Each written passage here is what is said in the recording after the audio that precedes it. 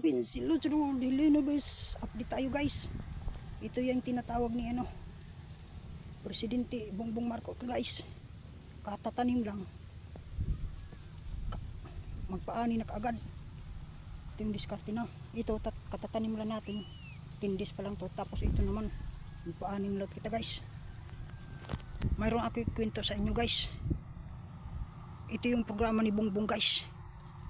Ganito katindi ka talino si Bongbong guys. Namimigay siya ng pumuhunan ng 50,000, may abono at saka 30,000 cash.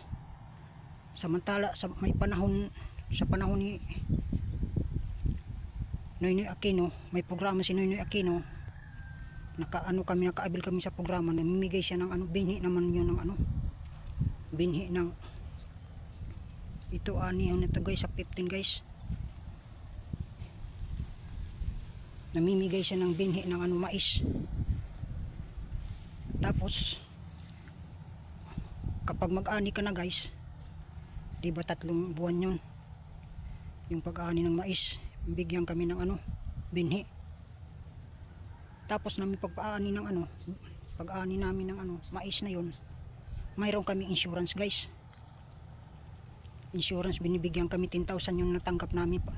Nakaani pa kami ng mais, tapos binibigyan pa kami ng insurance ng 10,000. Ganun katindi yung programa na yun ni isang programa na yun ni Noynoy Aquino. Samantala ito naman kay Bongbong Marcos, yung kalahian nito,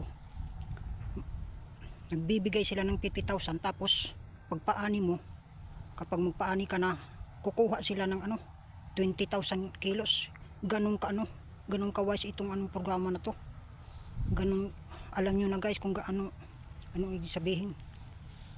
Samantala sa panahon ni Noynoy Aquino, hindi sila nagkuha ng binhi sa amin. Ito naman yung sobrang wise talaga to si Bongbong na programa na to sa sa DE. Dahil kukuha sila ng 20,000 kilos. Ganito kakaiba ni sa panahon ni Noynoy, may programa ni Noynoy Aquino guys.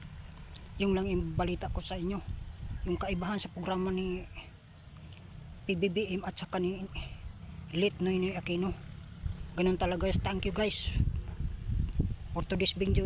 I love you all guys. Thank you guys. Follow and share mga guys. Thank you guys for watching guys. Yun lang ang ko sa inyo guys, information kaibahan ni Noynoy Aquino sa programa na to sa DE at saka ni PBBM. I love you all guys.